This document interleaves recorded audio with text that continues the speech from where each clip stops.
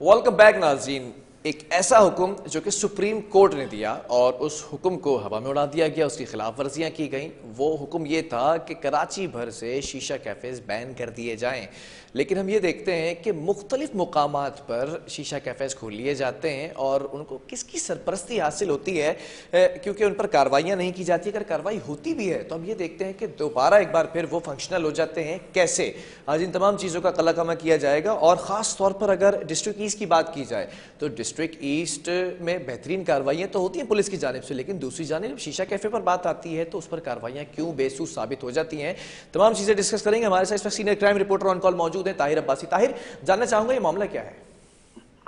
शुक्रिया बिलाल साहब। शीशा कैफेज को सुप्रीम कोर्ट के एक बड़े हुक्म के बाद मुकम्मल तौर पर पूरे पाकिस्तान में बैन किया गया था। बदकिस्मती के साथ कराची एक ऐसा शहर है जहां हर किस्म का जराइम आप पुलिस की भरपूर सरपरस्ती के हुसूल के बाद, खास तौर पर इसके लिए नकद रकम का तायुन किया जाता है। उसके बाद बीटर इसकी पूरी रकम के तायुन और वसूली के बाद आपको मौक्कल फराहम करता है। कराची में एक मौक्कल फराहम करने वाला ऐसा नेटवर्क है जो बराह रास्त जिले के डिप्टी इंस्पेक्टर जनरल की निगरानी में काम करता है और इस नेटवर्क के तहत हर किस्म का, फिर चाहे आप मंशियात फरोशी हो या फिर शीशा कैफेज की खुलेआम सरपरस्ती हो, ये नेटवर्क चलाया जाता है। जिला शर्की कराची का एक ऐसा जिला है जिसके मुतादिद मकामात पर शीशा कैफेज चल रहे हैं। बहादुराबाद से शुरू होने वाला ये एक वसी नेटवर्क गुलिस्तान जौहर के इख्तिताम तक जो है वो जारी रहता है। खास तौर पर गुलशन इकबाल की बात की जाए, गुलिस्तान जौहर की बात की जाए, बहादुराबाद की बात की जाए, 7 दीगर इलाके हैं जिनमें बड़े पैमाने पर शीशा कैफेज चलाए जा रहे हैं। इनकी सरपरस्ती बराह रास्त कराची पुलिस के बड़े बड़े ताकतवर अफसरान खुद कर रहे हैं। कहना बहुत मुश्किल है, लेकिन जिले का डिप्टी इंस्पेक्टर जनरल जो कहलाता है, ग्रेड 20 का अफसर है, जबरन इस ओहदे पर फाइज है, लेकिन ये खुद इस पूरे नेटवर्क की सरपरस्ती कर रहा है और आवाज उठाने पर साथियों के खिलाफ ये जाली मुकदमात उन लोगों की मुद्दत में दर्ज कर रखा गया है जो खुद शीशा कैफेज एसोसिएशन को जाली सतह पर चलाने में मुलविस हैं, जिनके खिलाफ दर्जन से ज्यादा मुख्तलिफ संगीन दफात के तहत मुकदमात दर्ज हैं। कत्ल की दफात इनके मुकदमात इनके खिलाफ दर्ज हैं। शीशा कैफेज ये शहर भर में चलाने के लिए पुलिस को भारी रकम देते हैं।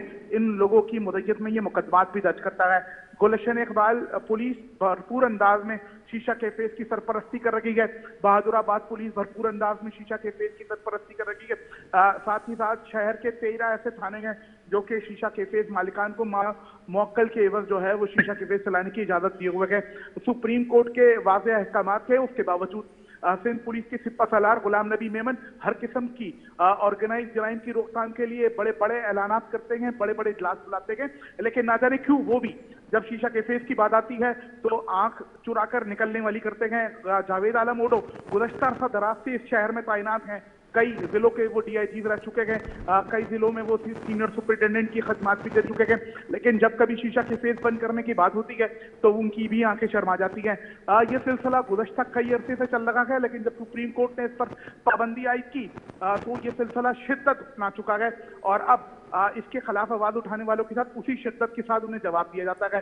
इंतहाई अफसोसनाक तौर पर इस बात का इकरार करता हूं कि कई क्राइम रिपोर्टर्स हैं जो कि इन क्राइम रिपोर्टर्स जो है इन शीशा कैफेज की सरपरस्ती करते हैं, इन्हें भरपूर शेल्टर फराहम करते हैं, पुलिस के साथ मौक्कल दिलाने में किरदार भी अदा करते हैं।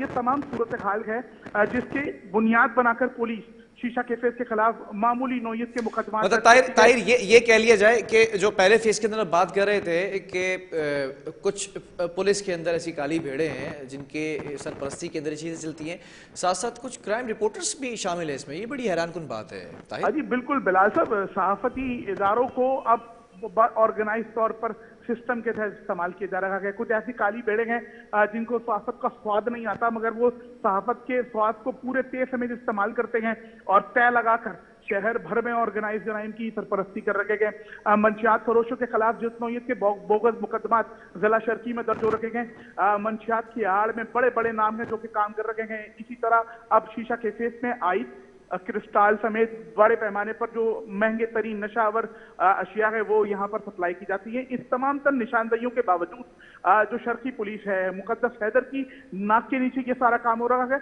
अब्दुल रहीम शहराजी ने बिला तात्तुल तमाम तर शीशा कैफेज के खिलाफ कार्रवाइयाँ की, इनके खिलाफ मुकदमा दर्ज किए, लेकिन ये बंद नहीं हो सके हैं। शर्की में एक ऐसा इंस्पेक्टर भी है जो इस शीशा कैफेज की सरपरस्ती करता है। उस इंस्पेक्टर की शेल्टर देने में कई रिपोर्टर्स हैं जो कि उसके साथ टेबल पर खाना खाते रहते रहते हैं और कुछ भी शेल्टर फराम करते हैं। चलो। आईजी स्टैंड से लेकर और नीचे तक गुलशन इकबाल पुलिस तक कोई ऐसा अफसर नहीं है जो इनके खिलाफ ऐसी कार्रवाइयां करे कि ये शीशा कैफे चलाने के काबिल ना रह सके। ये शहर ठीक में है। नौता हुआ मुमकिन नजर नहीं आता। बिलाल, चलें, बहुत शुक्रिया senior crime reporter Tahir Abbasi तमाम सूरत हाल से ब्रीफ कर रहे थे।